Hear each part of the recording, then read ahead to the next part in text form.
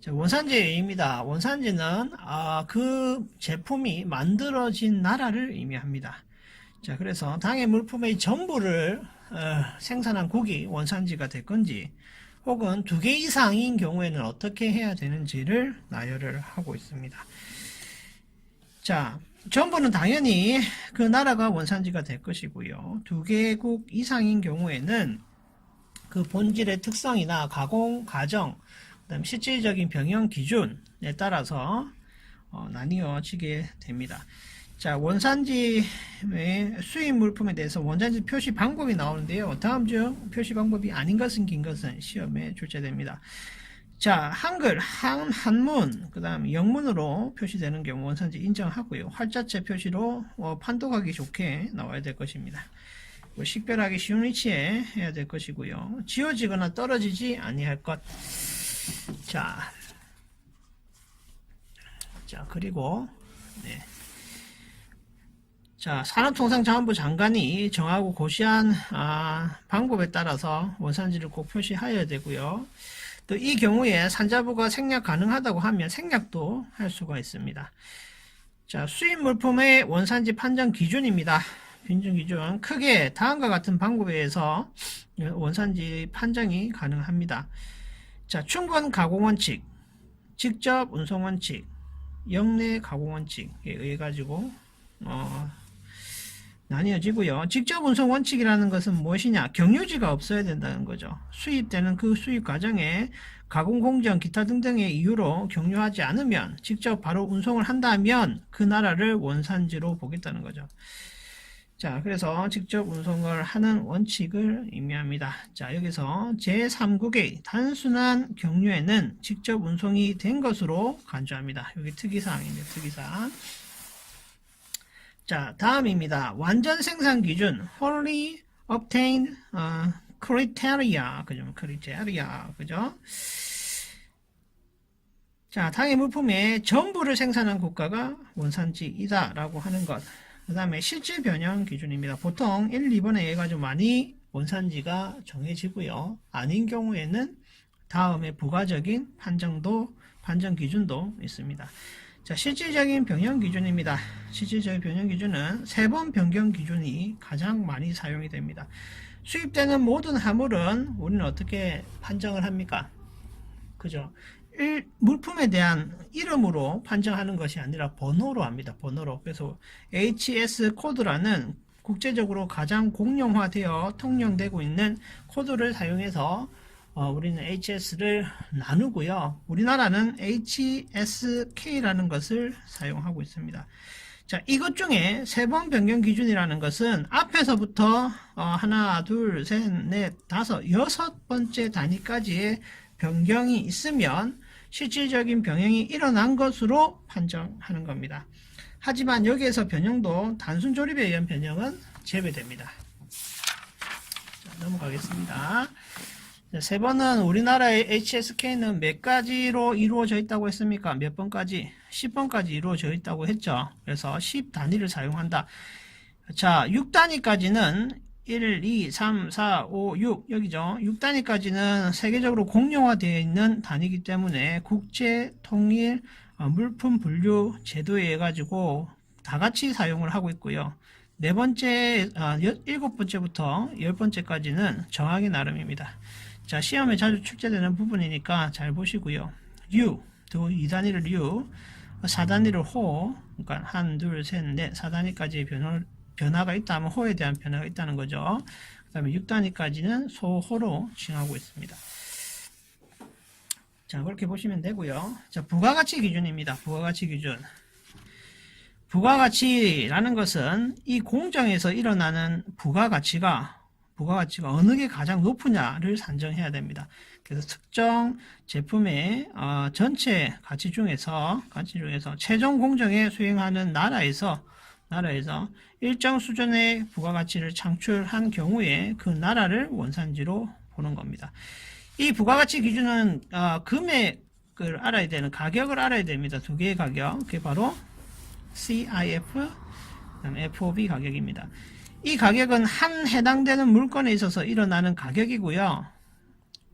수입할 때는 CIF 가격 기준으로 산정을 하고 나중에 FOB 가격 내가 생산을 다 했죠. 그 원재료를 사용해서 생산한 제품이 FOB 가격을 가지게 됩니다. 수출이니까.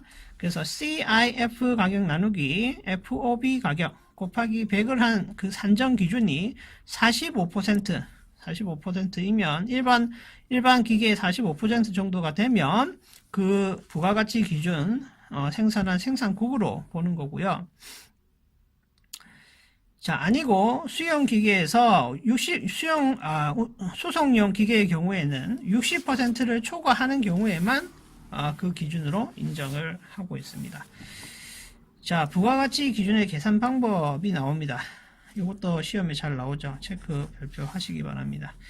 자, 크게는 LC법, MC법, RVC법 이렇게 세 가지로 나뉘어지는데 제일 시험 출제가 높은 게 1번입니다. 1번 LC법이고요. 로컬 컨텐츠라고 합니다. 로컬 컨텐츠. 자, 원산지 국가에 있어서 발생 부가가치 비율에 따라서 하는데 여기서는 이제 두 개가 나뉘어져요. 직접법, 공제법. 직접법 같은 경우에는 영내산으로 사용된 재료만을 그 부가가치 기준으로 보고 있고요. 공제법 같은 경우에는 영내산 플러스 뭐가 더 들어간다. 간접 재료비, 노무비, 경비, 국내 운송비, 이윤까지 포함되는 계산 방법입니다. 그래서 직접법과 공제법이 따라.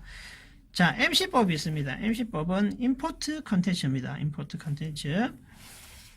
자, LC법은 위에 LC법과 다르게 비원산지 재료에 대한 비율을 따지는 거예요. 그래서 비원산지 재료가 물품 가격의 몇 퍼센트 이하인가를 체크하는 겁니다. 어느 무역을 하는데 사용이 되냐면 한이 FTA와 한 EU FTA의 경우에 이 경우를 MC법을 부가가치 기준으로 사용을 하고 있습니다. RVC법입니다. RVC법은 regional 해가지고 협정 대상국이 있어요. FTA 협정 대상국에 있어서 우리나라 말고 그 상대 국가도 원산지로 보는 겁니다. 그래서 상대 국가 플러스 우리나라의 국가의 제품을 더해서 두 개 다 인정해서 누적 원칙을 적용하는 경우가 RVC법이 됩니다. 시험에 자주 출제가 되니까 체크 잘 해 두시기 바랍니다. 자, 특정 가공 공정 기준입니다. 특정 가공 공정은 그 가공 공정이 아주 실효한 경우, 실질적인 변형을 일으키는 경우에 한정돼서 사용이 됩니다. 그래서 실질적인 변형 과정에 있어서 제조 공정 중에 특정 공정을 수행하거나 특정 부품, 그 부품의 가치가 높아서 사용되는 그 특정 부품을 사용한 국가를 원산지로 인정합니다. 자, 보충적 기준입니다. 보충적 기준.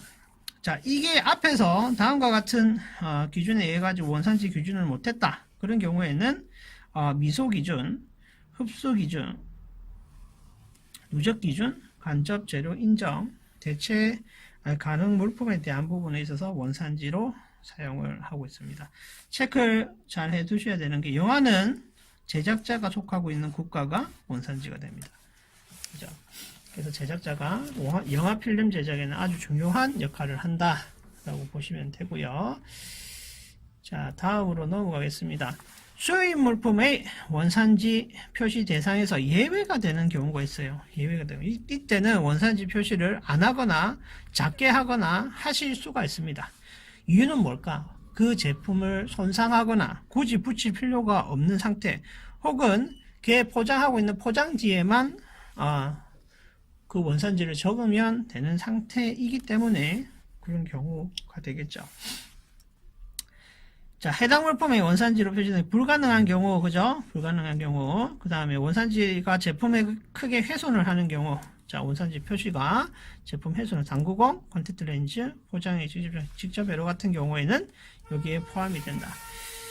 자, 원산지 표시 등에 있어서 물품 가치가 떨어지는 경우도 마찬가지고요. 자, 원산지 물품의 수입을 막을 정도로 포장 비용이나 원산지 표시 방법의 가격이 비싼 경우. 자, 그리고 그 비누, 칫솔, 비디오 테이프 같은 경우 포장은 포장 용기에다가 그냥 하시면 돼요. 자, 실질적인 변형을 일으키는 경우에는 부품 및 원재료를 수입한 후에 실수요자에게 직접 공급하는 경우에는 실수요자에게 내 메이드 인 코리아다라고 표시할 필요가, 메이드 인 차이나라고 표시할 필요가 없다, 그죠? 왜냐? 제품에 바로 투입되기 때문에. 자, 외관상 원산지 오인이 이 가능성이 있는, 오인 가능성이 있는 경우, 두리안, 없는 경우, 그 적은 경우죠. 두리안, 오렌지, 바나나 같은 경우 동남아에서 필리핀에서 나는 거 다 안다, 그죠? 그런 경우에는 생략 가능하도록 하고 있고요. 관세청장이나 관세청장이 산업통상자원부 장관과 협의한 물품에 있어서는 원산지 표시 제외하실 수가 있습니다.